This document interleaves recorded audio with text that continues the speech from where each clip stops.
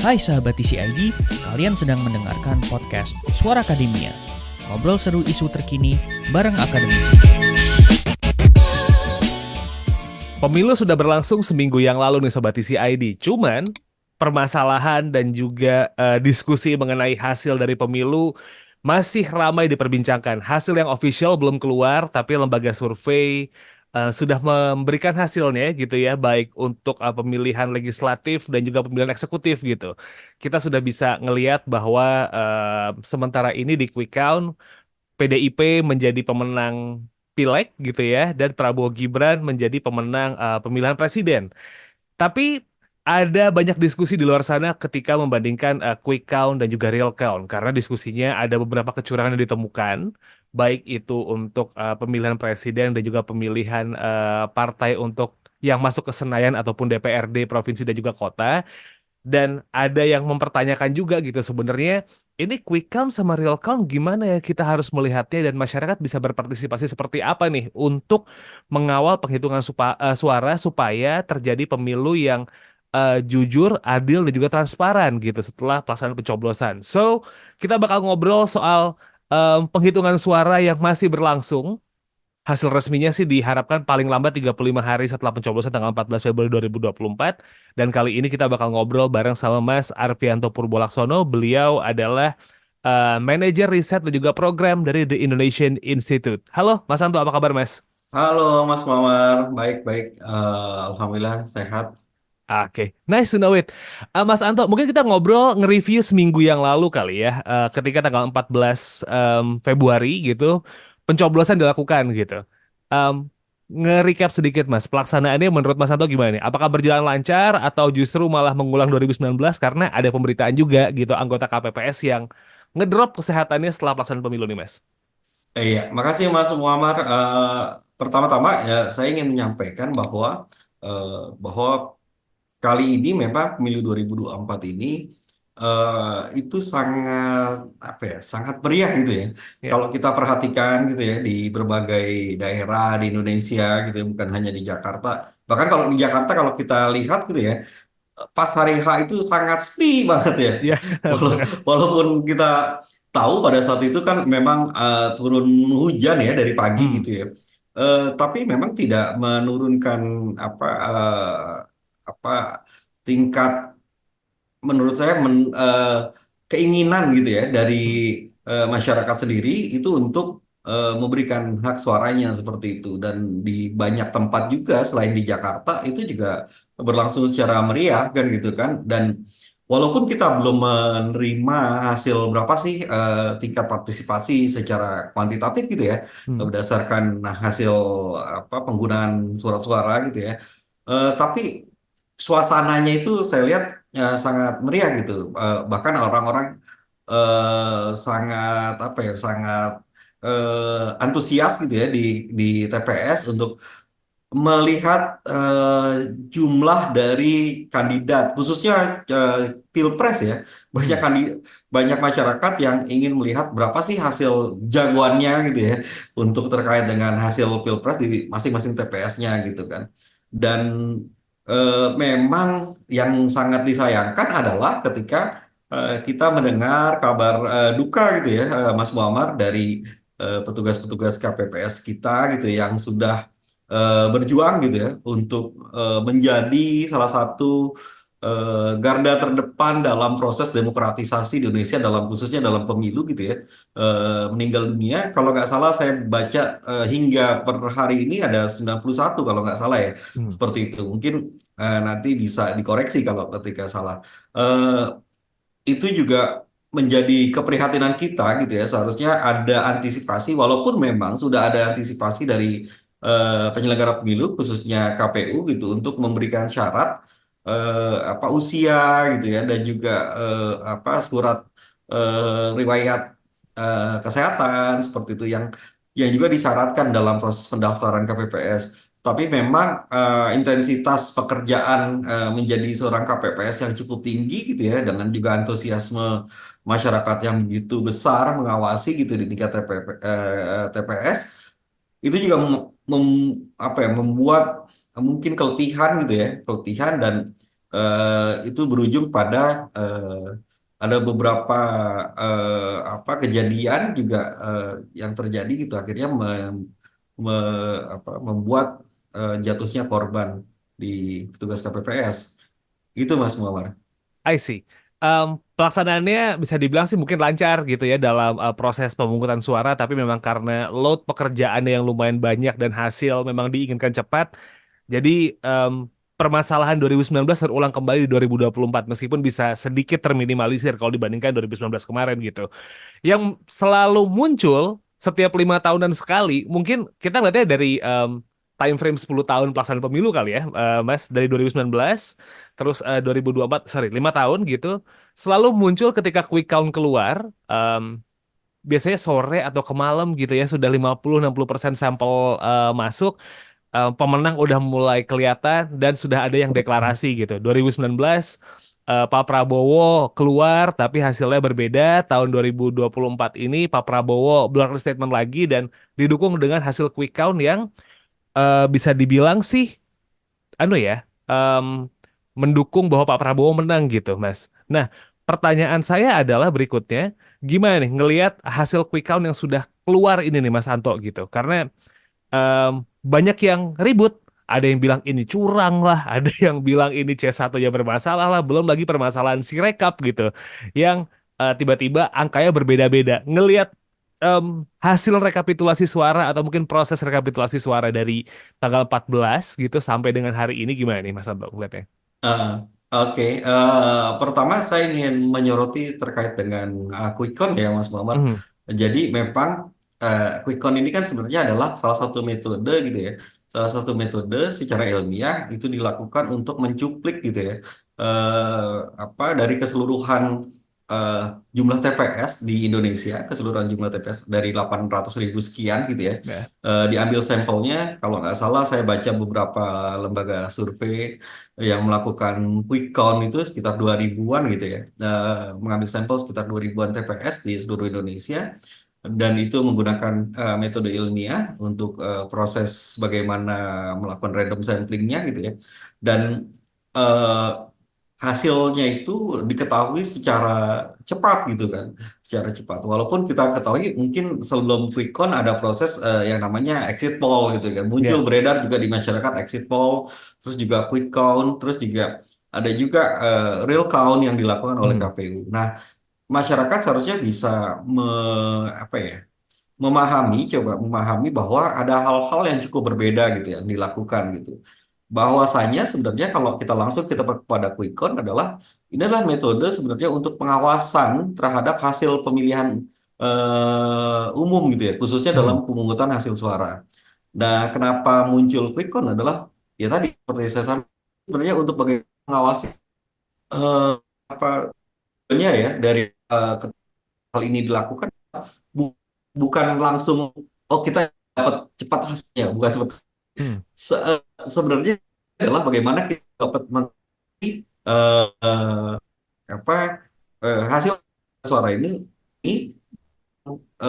mungkin bersifat tertutup gitu. Ketika ada quick count hasilnya bisa diawasi dan bersifat lebih terbuka kan gitu kan pada masyarakat dan masyarakat bisa melihat hasilnya. Eh, itu sih sebenarnya yang perlu dipahami oleh masyarakat dan ini adalah pekerjaan secara ilmiah gitu ya yang dilakukan oleh lembaga survei yang pun kalau ada masalah ketika kalau Mas Muammar ingat ada hasil yang cukup berbeda gitu di Ya. 2014 misalkan kalau nggak salah ada salah satu nama lembaga survei yang itu mengeluarkan hasil cukup berbeda 180 derajat gitu Ya, dibandingkan betul. lembaga-lembaga lainnya gitu. Tapi kalau dalam pemilu 2019 dan 2024 kan memang eh, seperti yang kita ketahui itu tidak jauh berbeda gitu ya dari Mhm. semua lembaga survei yang melakukan proses quick count tersebut itu tidak jauh berbeda hasilnya gitu kan. Mungkin pun ada perbedaan adalah di margin of error-nya seperti itu dan itu masih dalam batas kewajaran seperti itu. Hanya saja ketika ada masyarakat pun yang masih menginginkan atau belum terima dengan hasil quick count, ya itu bisa masyarakat bisa menyoroti atau di apa melihat dari sisi metode yang digunakan kan gitu kan. Nah, itu biasanya karena ini lembaga-lembaga survei ini bergabung dalam asosiasi, baik itu Persepi dan Aropi, masyarakat bisa apa hearing lah atau bertemu dengan asosiasi untuk minta dijelaskan dan bagaimana juga dibuka gitu metode quick count-nya seperti itu. Dan saya rasa asosiasi-asosiasi tersebut juga cukup terbuka gitu ya. Nah, perbedaannya adalah ketika kita bicara dengan penggunaan Sirekap yang dilakukan oleh KPU. Ya. Walaupun memang Sirekap ini itu bukan menjadi patokan hasil resmi ya, karena Mhm. Sirekap ini hanya pendamping gitu agar masyarakat juga bisa melihat hasil resminya, hasil dari tingkat TPS yang itu dari form C1 gitu ya, untuk bisa ditabulasi oleh KPU dengan mengirimkan data di tingkat TPS ke server KPU. Tapi memang disayangkan bahwa kapasitas mungkin terjadi ada persoalan gitu ya, kapasitas dari server KPU kah ataupun si SDM yang menginput kah, itu membuat sebuah menjadi sebuah adanya permasalahan yang itu Ya. mungkin bisa jadi muncul kecurigaan-kecurigaan di masyarakat. Nah, ini yang sebenarnya harus diantisipasi oleh KPU sebelumnya gitu ya, dengan menggunakan Sirekap. Walaupun Sirekap sendiri memang desain utamanya adalah sebenarnya adalah bagaimana hasil suara di tingkat TPS itu bisa diketahui gitu, Ya. hingga eh, apa hingga dari Pilpres sampai Pileg dan juga DPD itu bisa diketahui oleh masyarakat. Termasuk misalkan ini bagian dari transparansi publik juga seperti itu. Ya. Tapi memang persoalannya ketika lembaga negara sebagai penyelenggara pemilu dalam hal ini eh, ada persoalan di sana dalam prosesnya, itulah yang menjadi sebuah memunculkan polemik gitu di Ya. masyarakat. Itu sih Mas Muhammad. Oke, tapi juga ketika berbicara masyarakat mengamati hasil pemungutan suara di masing-masing TPS dan juga akhirnya ditabulasi menuju suara dalam bentuk nasional gitu ya. Ada beberapa gerakan dari mungkin organisasi atau mungkin lembaga yang melakukan kayak semacam pengawalan nih dalam tanda petik gitu, Mas Anto. Kayak misalnya kalau kita ngelihat yang ramai di sosial media kawal pemilu gitu ya, yang membuat masyarakat ikut bergerak buat mengawasi, ngirimin foto C1 juga. Terus kita bisa ngelihat teman-teman dari Jaga Suara gitu yang melakukan hal yang sama gitu.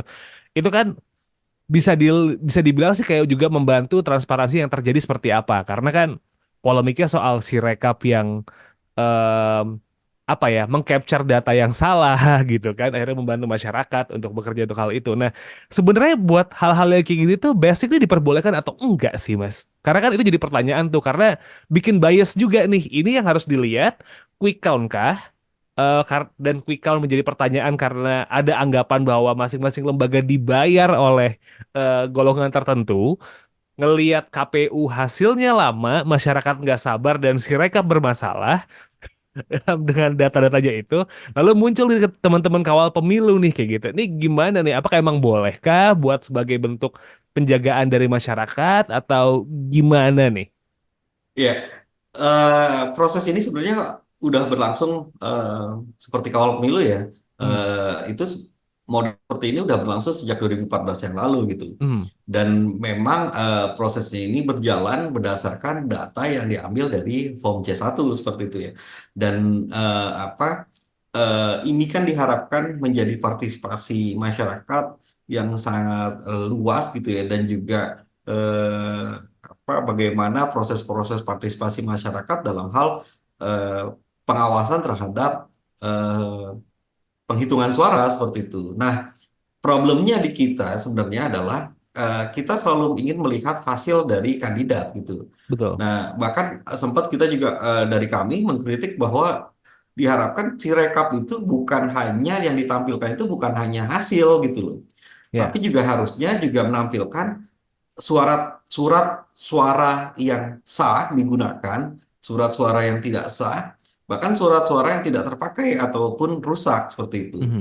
Jadi bisa kelihatan gitu. Jadi aktivitas keseluruhan dari hasil di TPS itu bisa terlihat gitu. Jadi eh, makanya kami melihatnya adalah si rekap itu dari awal seharusnya didesain gitu ya, didesain agar kita bisa melihat gambaran secara utuh gitu ya. Bagaimana di tingkat TPS itu juga tergambarkan gitu, bukan Ya. hanya hasil gitu. Karena kali ini kan atau juga tahun 2019 yang lalu gitu juga itu juga dengan melihat dari sisi hasilnya aja gitu yang Ya. ditampilkan gitu, yang pada akhirnya itu memunculkan kecurigaan gitu ya ketika ada satu problem yang terjadi gitu ya, eh, membuat jadi kesannya menjadi gelap gitu, tiba-tiba Hmm. hasil aja yang muncul kan gitu kan. Tapi kalau itu dibuka gitu ya dalam Sirekap itu adalah semua semua angka-angka yang berdasarkan bukan hanya hasil tapi juga tadi ya surat suara yang digunakan, surat suara sah, surat suara tidak sah, surat suara rusak atau ada tambahan pemilih, ya kita bisa melihat bahwa ini adalah proses yang sudah berjalan dan tidak bisa dinafikan bahwa ini yang sudah dilakukan oleh petugas KPPS di lapangan dan juga tentunya oleh masyarakat kan gitu kan dalam hal menjalankan hak pilihnya kan gitu kan dan itu harus dihargai seperti itu. Tapi kalau sekarang kan kita melihat masih ada problem ketika ya tadi hasil suaranya hanya hasil suara dari Sirekap. Nah, kalau kawal pemilu memang kalau ini kan udah berjalan dari 2014 yang lalu juga gitu ya. Jadi kita Hmm. bisa melihat bahwa eh, apa dari situ juga mm, eh, bisa bisa terlihat bagaimana sebenarnya eh, beberapa unggahan gitu ya yang dilakukan dari masyarakat sendiri ini juga bisa terlihat kan gitu kan di foto dan dan ini menjadi penting gitu bagian dari pengawasan dari bagaimana hasil di tingkat TPS. Kalau saya rasa ini adalah bentuk apa ya partisipasi masyarakat yang sangat cukup baik gitu ya.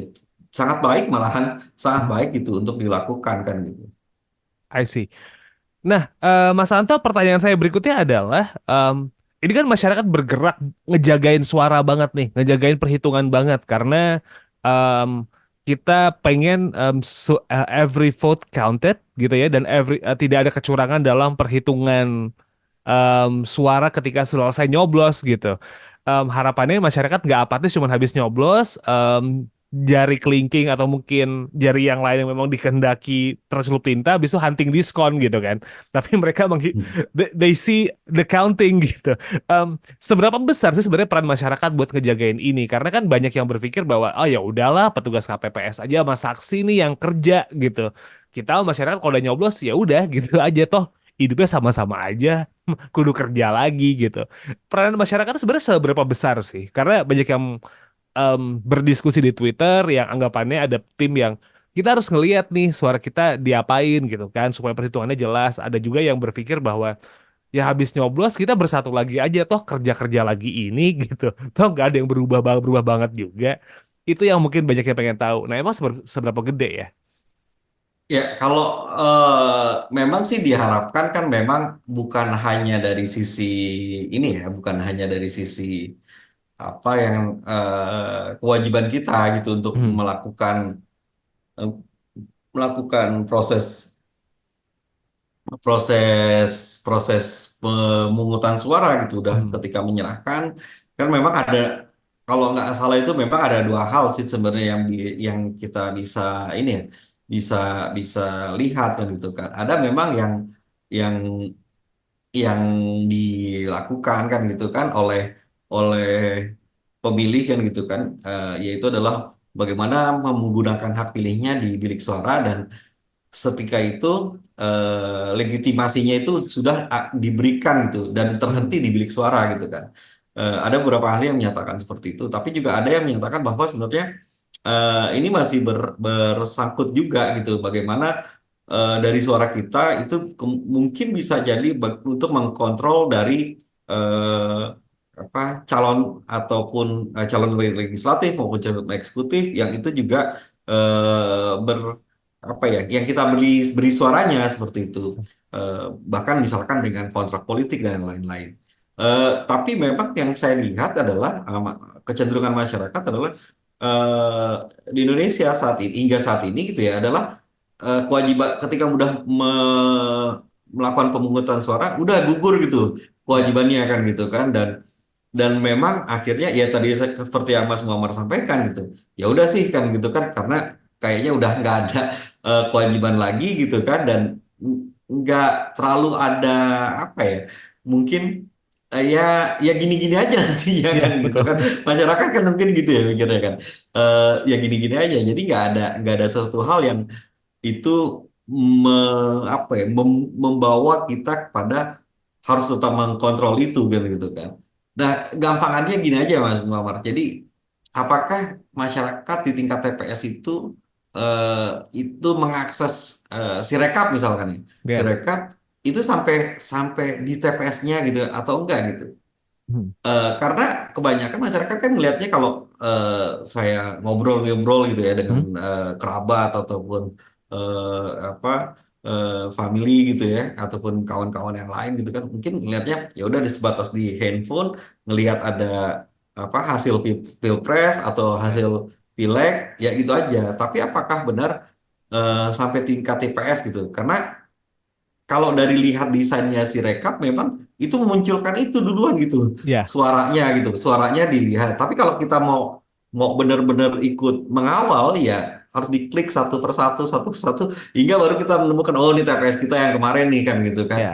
nah itu sih seperti itu sih gitu nah tapi seberapa seberapa banyak gitu kan seberapa banyak masyarakat yang apa melakukan hal tersebut gitu.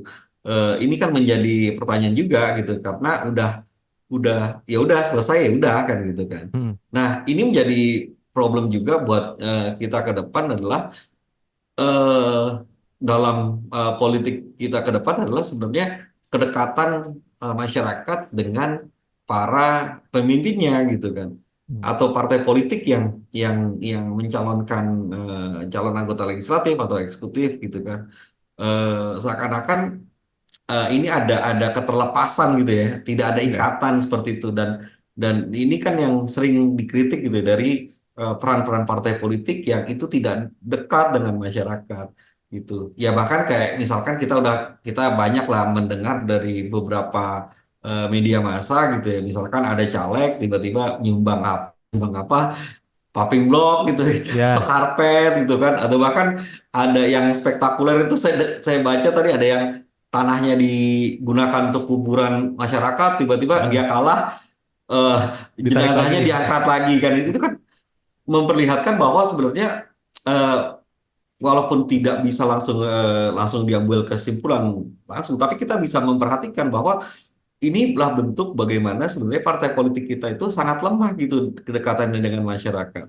Dan masyarakat sendiri pun tidak memiliki rasa kepemilikan terhadap partai politik tersebut yang diwakili kan gitu, yang mewakili kan gitu kan dari apa pandangan politiknya masyarakat itu kan gitu kan.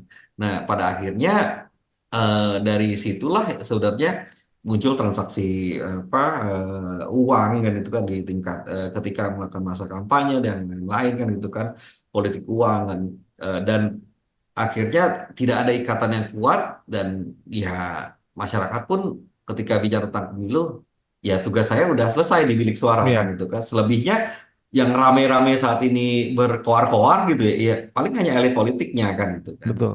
gitu yang menggunakan mungkin bisa jadi tekanan massa juga kan gitu kan Mhm. gitu. Em, Peran masyarakat yang kayak gimana sih sebenarnya yang bisa diambil gitu? Karena kan kalau mungkin Indonesia belum lama ya mengadakan pemilu yang bisa dibilang sih rakyat benar-benar ikutan terus mantau gitu. Kebanyakan kalau misalnya ngelihat sejarah kita biasa dengan demokrasi kita milih partai ujung-ujungnya MPR gitu buat yang udah hidup dari tahun 80 90-an terus kita baru nyoblos yang benar-benar semuanya gitu tuh kayak mungkin baru 20 atau mungkin 25 tahun terakhir lah gitu nih Mas Santo.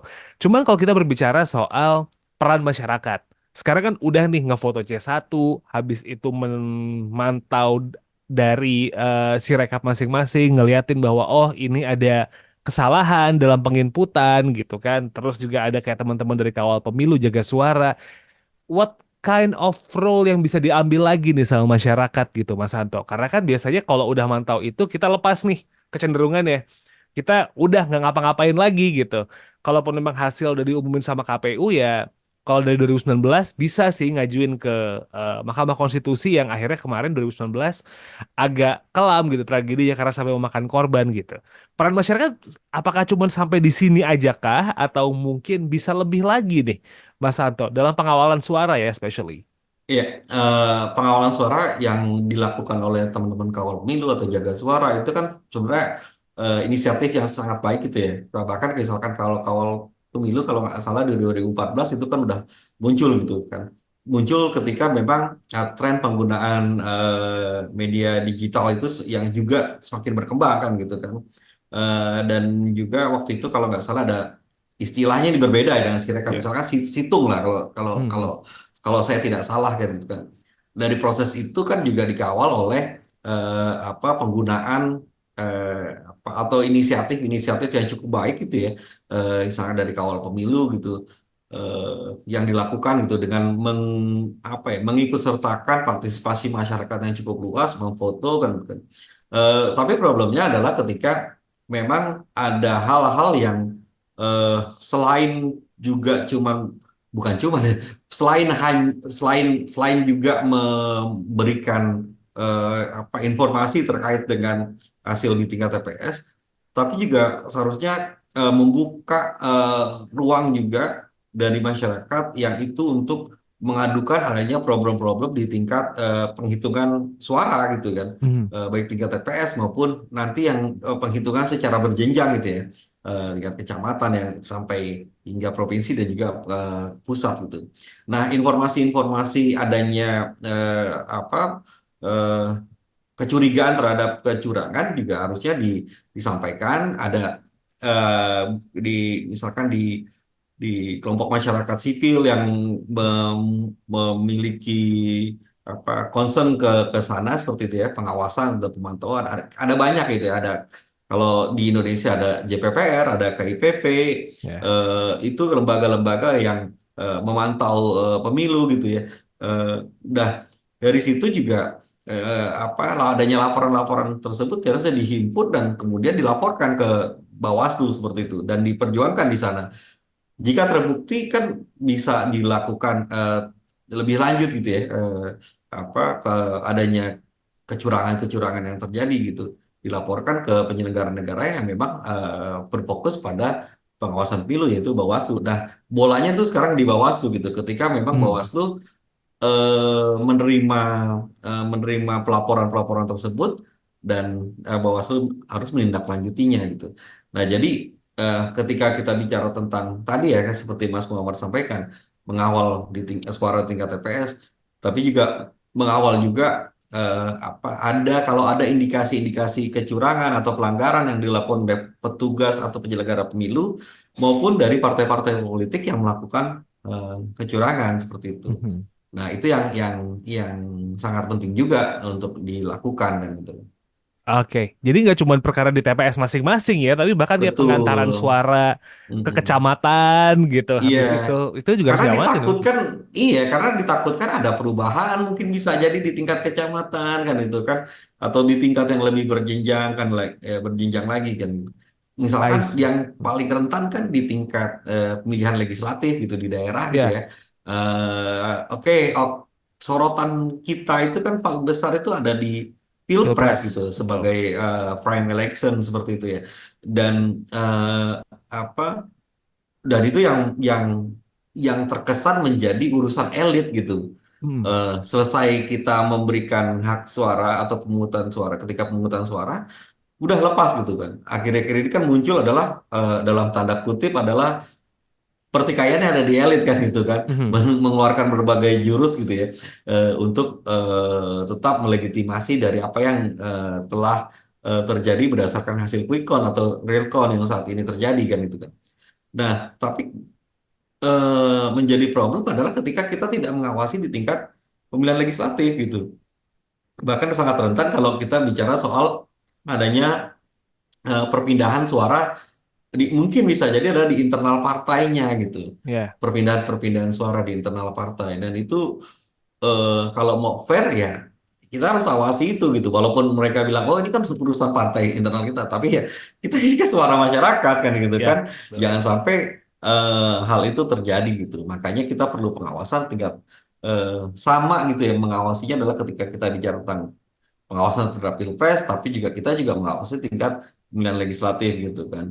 Karena saya melihatnya gini Mas Muhammad, jadi kenapa kita kurang untuk pemilihan legislatif? Karena hampir seluruh apa ya spektrum informasi yang diberikan gitu ya, di media dan juga media sosial seperti itu kan lebih banyak di pilpres seperti itu ya. Iya.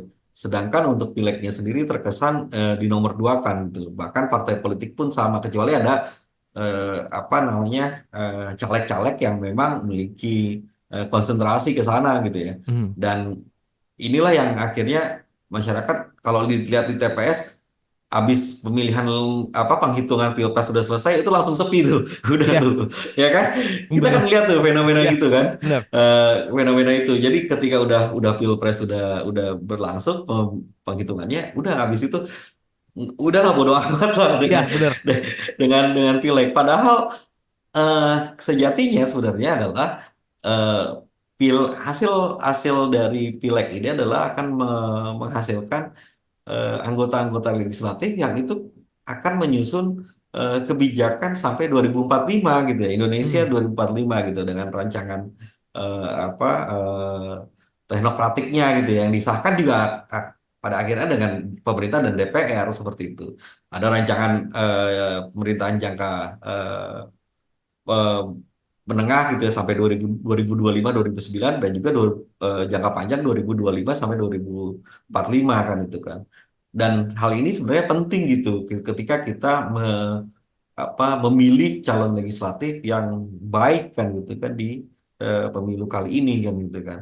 Nah, tapi ketika ini tidak diperhatikan sejak masa kampanye, orang udah ah siapa ya siapa ya atau Ya. pilihannya nggak bahkan nggak tahu gitu ya Betul. partainya mungkin tahu kan gitu kan mungkin tapi ketika memilih calon-calonnya itu kan kelihatan enak dipandang aja Iya. kan itu kan bisa jadi kan seperti itu dan ini juga ketika kita bicara tentang penghitungan itu berkorelasi dengan ketika kita tidak mengetahui siapa yang akan kita pilih kan gitu kan akhirnya ketika penghitungan ya udahlah ya bodo-bodo amat deh yang penting Mhm. pilpres gue jagoan gue udah udah udah di udah dihitung udah menang kan ya, seperti itu gitu Mas Ya, Mawan. ya. Iya, itu baru DPR RI ya, belum DPRD provinsi kota yang kadang-kadang kita nggak tahu, gitu, atau yang kabupaten, bahkan anggota DPD mungkin banyak yang luput gitu Mas Santo ya. Jadi kayak, Ya kecuali ya, Komeng gitu ya. oh iya kalau komen beda, itu fenomena yang lumayan menarik sih kemarin. But anyway, Mas Santo, perhitungan sudah berjalan gitu, ngelihat dari KPU sudah 70% gitu ya, sudah menghitungnya. Semoga sih di tengah nanti pada saat bulan Ramadan seharusnya sudah selesai beneran sudah selesai dan sudah diumumkan gitu bahwa hasilnya seperti apa. Mungkin ada pengen disampaikan lagi kah Mas dalam penghitungan suara ini karena sepertinya sudah mulai orang kegeser nih ngelihatnya, bukan ngawasin perhitungan lagi tapi ini seperti apa yang akan kita laporkan soal kecurangan-kecurangannya tapi lupa bahwa ada yang masih harus dijaga lagi nih Mas Santo. Maybe ada yang pengen disampaikan lagi kah? Iya, sebenarnya kalau kalau dalam proses ini kan sebenarnya adalah perlu kita pengawasan di tingkat yang berjenjang gitu ya. Itu yang paling penting gitu di tingkat kecamatan gitu ya. Eh, karena yang perlu dipahami gitu ya adalah hasil resmi itu adalah hasil yang berdasarkan hitung manual gitu Ya. yang tetap menjadi patokan resminya kan gitu kan dan makanya hal ini perlu untuk tetap diawasi seperti itu. Eh, Kalau dari kami adalah bagaimana sih sebenarnya menuntut penyelenggara pemilu itu untuk membuka secara transparan gitu ya setiap hasil di tingkat berjenjang ini gitu. Jadi biar masyarakat juga cukup apa informasi gitu ya bahwa dari tingkat TPS dia udah berjalan tingkat kecamatan, tingkat kabupaten, terus juga tingkat provinsi, hingga tingkat pusat itu juga masyarakat bisa mengikutinya secara baik kan gitu kan, bukan cuma sirekap gitu ya, bukan Hmm. cuma sirekap, tapi juga informasi-informasi dengan penghitungan yang berjenjang gitu kan. Nah, terus yang kedua adalah ketika kita bicara konteks kecurangan, ya mungkin apa seperti kalau saya melihat dari apa yang mencuplik apa yang disampaikan Pak Mahfud gitu ya, Mas, ketika masih menjadi Menko Polhukam gitu ya, Hmm. pemilu tetap ada kecurangan dengan apa pastinya seperti itu ya, ada Hmm. kecurangan karena tidak ada sesuatu hal yang sempurna seperti itu. Tapi apakah itu bisa membuktikan bahwa ada kecurangan yang terstruktur masif dan di TSM lah ya, eh, itu apakah itu bisa dibuktikan atau tidak? Itu kan nanti dari pihak yang mengajukan gugatan ke Mahkamah Konstitusi kan seperti itu. Eh, Kalau bagi saya itu adalah urusan urusan dari tentunya dari urusan elit politik ya yang Ya. dari masing-masing pendukung pasangan calon seperti itu. Tapi udah khusus untuk masyarakat adalah ya tadi adalah bagaimana ikut mengawasi di tingkat penghitungan secara berjenjang. Nah, untuk penyelenggara pemilu sebenarnya harus juga bisa mengoptimalisasikan Sirekap gitu ya, Ya. Sirekap. Jangan sampai ada problem-problem lain. Kalau memang ada persoalan di Sirekap, ya sampaikan saja ada persoalan gitu ya secara terbuka kepada publik. Misalkan apakah servernya tidak optimal gitu ya, ataupun SDM-nya bermasalah atau apapun itu yang menjadikan Sirekap itu menjadi hal sampai hingga hari ini menjadi persoalan harus dibuka gitu. Maksudnya secara secara apa ya? Secara fair-fairan aja kan gitu, secara fair-fairan gitu, jangan jangan ada yang disembunyikan gitu dari proses ini gitu. Itu sih Mas Muhammad. Oke. Well, it's a wrap for the conversation kali ini ya. Thank you so much Mas Anto udah ngobrol-ngobrol. Anyway, mungkin sedikit tanya nih Mas Anto dari teman-teman di Indonesian Institute, setelah pemilu ini ada hal yang lagi pengen di-share kah atau kegiatan yang lagi dilakuin gitu Mas Anto? Ya kalau kami sebagai lembaga penelitian kebijakan publik kan memang tetap melakukan riset-riset ya Hmm. terkait dengan apa kebijakan seperti itu. Kami ada asesmen kebijakan tengah tahun yang itu dilakukan oleh peneliti-peneliti kami gitu ya. Tetap kayaknya masih nuansa pemilu, kita akan melakukan asesmen terhadap beberapa kebijakan terkait dengan kepemiluan. Tapi juga dari akhir sampai akhir tahun yang lalu juga sampai nanti akhir tahun ini kami juga menyoroti terkait dengan kebijakan-kebijakan yang kalau khususnya terkait dengan eh, pemenuhan hak asasi manusia, lebih Hmm. lebih lebih khususnya adalah lagi adalah pendirian rumah ibadah gitu, perizinan rumah ibadah. Nah, itu sih yang kami lakukan tahun ini gitu. Itu Mas Oke. Muhammad. Oke, jadi langsung aja cek Instagramnya The Indonesian Institute di @indonesian.institute. Itu di Instagram. Kalau misalnya memang pengen ngecek di Twitter di _Indonesian. Itu Twitternya ya, buat tahu Betul. update dari teman-teman The Indonesian Institute. Alright, kita sudahi buat episode kali ini. Thank you so much yang sudah mendengarkan. Mas Anto, terima kasih sekali lagi. Dan buat Sobat Isi ID, jangan lupa buat cek @conversationidn. Itu sosial media kami ada di Twitter, Instagram, dan juga TikTok ya. I'll see you next episode. Wassalamualaikum.